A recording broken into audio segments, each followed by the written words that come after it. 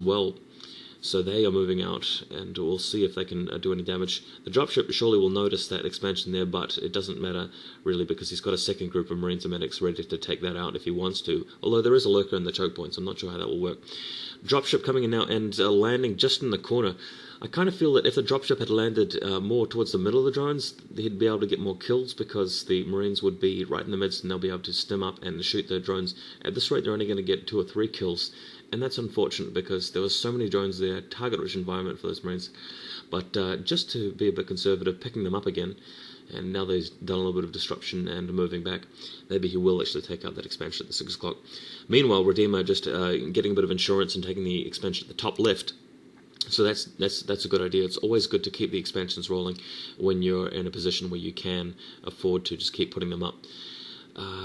That second group of Marines out in the field tried to take on the lurker, but without success. But fortunately, the dropship load will be able to come in behind and knock out this hatchery. Advocates decided to pick up those 2 firebats in the dropship and move them out. Maybe he decided he didn't even take out the hatchery, and they'd be too close to the lurker. I'm not sure. And the dropships come back in again, just to try and take to land at the natural node. It hasn't landed at that natural, saw the zerglings there. Coming back in from another guy at the main, but RedeemeR is well aware of this and has got the zerglings ready to just to shoot down anything that that lands, basically. By shoot down, I mean destroy, attack, rip apart, you know, that kind of thing. Dropship now going for the top left. So that's probably a good idea. Just keep the pressure on the expansions. Although I feel that... oh no, he hasn't. He's trying to land at the mineral only without success. I feel that Advocate needs to be moving out with his main force just to put a little bit more pressure on, because although this dropship stuff is kind of cute, it's fun to watch and stuff, it's not doing anything about the hive tech, and that's what I'm worried about. Advocate, if he wants to do something about that, needs to be a bit decisive and just move in with a big push and start crushing things now, because he's probably got a lot of Marines and tanks and stuff saved up. Yeah, he does. So a huge army there, ready to move out. It's time for Advocate to move out and actually do some serious damage with that before that hive tech really gets rolling. RedeemeR has managed to secure himself that top left expansion, and now has got some gas coming in from that, so that's good. Advocate, on the other hand, getting his mineral only, trying to even things up a bit expansion-wise. His large forces coming out. There's a group of 6 or 7 lurkers there. I'm not sure if you can see it too well on the screen, but there's a group of them. Shouldn't be too hard to deal with thanks to Advocate's tanks and vessels. He's irradiated 2 of them, so this should give him a steady course to move on, move out the ramp. One thing that I often forget personally when playing on this map is that there are 2 levels of elevation on this, so it's actually quite easy to hold if you just stay on your respective hill, and it's quite hard to sort of assault positions like this until you get up the ramp. It's just that the map sometimes looks visually a little bit deceptive. But a large fight here, very bloody, and after the dust clears, the Advocate has managed to survive with half of his army intact. He has not really dominated that battle, but he hasn't lost it either. And we've got a dropship load of Marines and a firebat medic.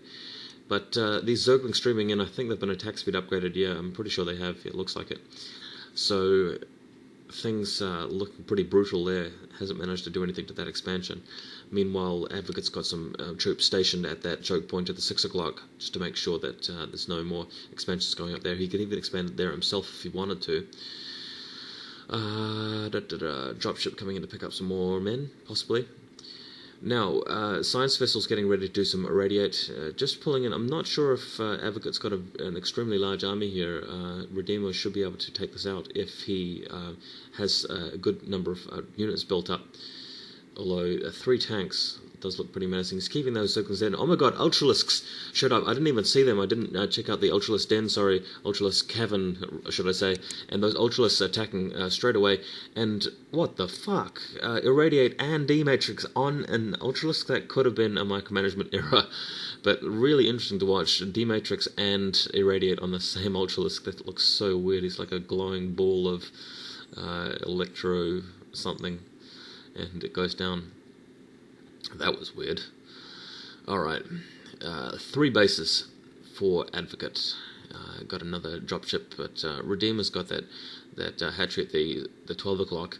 And I'm just worried that at this point, a lot of Ultralisks, so this is actually going to be tough for Advocate to deal with. I think Advocate just delayed a bit too long, setting out those dropship attacks and just not attacking fair and square with his large group early enough, and it's allowed RedeemeR to build up his tech, and he's definitely been upgrading his units heavily. So this actually could put Advocate on the back foot at the moment. It could actually make it quite difficult for him to gain some momentum. And RedeemeR, all he has to do is just sit on his expansions and prevent the dropship harass, which he seems to be doing really well, and just keep streaming waves of Ultralisks and Zerglings in. It's going to be quite easy for him, in fact. Advocate doing a decent job irradiating Ultralisks, but it's not quite going to be enough if the Ultralisks are already showing up at his base, because that irradiator is going to hurt his own troops as well once the Ultralisks come charging in. Scourge almost taking out that dropship, so it's good that RedeemeR is actually starting to use Scourges as Zerglings running in now. Oh my god, they're just getting mowed down. I'm not sure if this bunker is even taking any hits. So that was like 10 Zerglings lost to Advocate's 1 Marine. Not ideal. Dropship coming in at the top left, but nothing really happening there. He's got troops in it. +1 armor, natural armor going for the Ultralisks. Soon they'll be at +5 to the defensive upgrades. That includes speed upgrade, of course.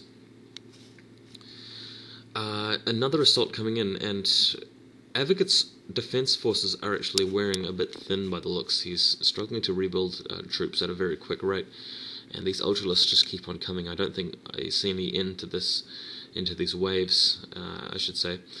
There's a dropship going in again and taking out some drones, so this is much more effective. Just Advocate's waiting for just the right time to unload, and he did that successfully.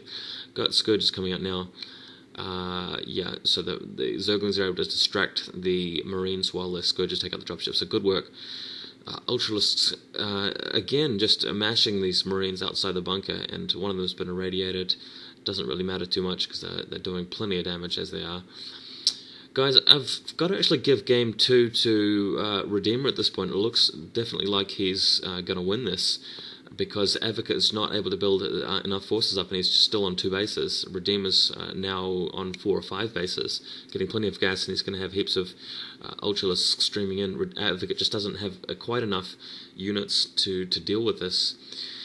So we could be going to Game 3, guys. Really looking forward to the tiebreaker, best of 3 round on Zodiac after this, assuming Advocate doesn't pull anything out of the bag and miraculously win this game.